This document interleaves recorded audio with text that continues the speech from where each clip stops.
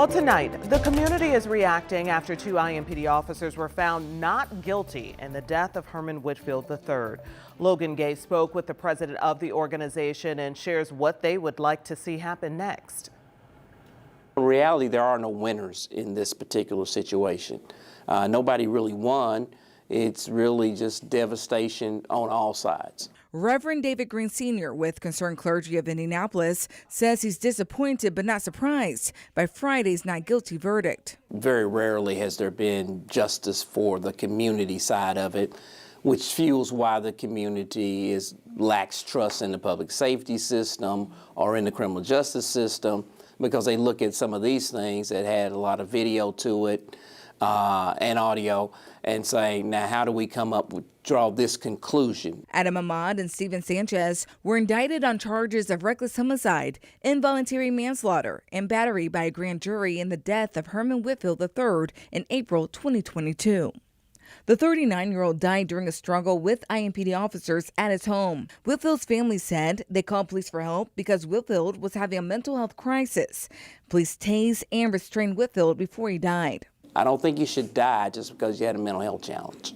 The officer's attorney, John Councilman, says although it's tragic that Whitfield died, he believes it's also tragic that the state moved this case forward.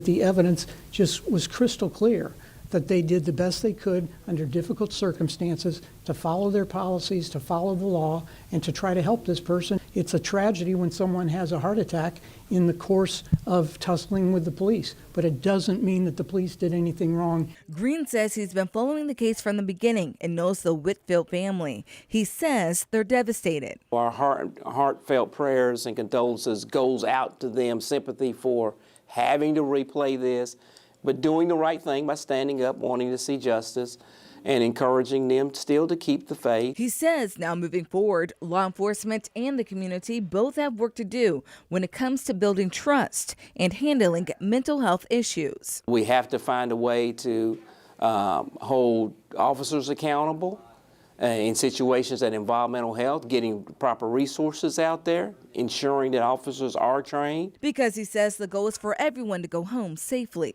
In Indianapolis, Logan Gay, 13 News. And then IMPD Police Chief Chris Bailey sent this statement to 13 News after the verdict, calling mental health a complicated and sensitive topic. And he goes on to say, quote, in part, law enforcement alone should not bear the responsibility of responding to situations involving individuals experiencing a mental health crisis.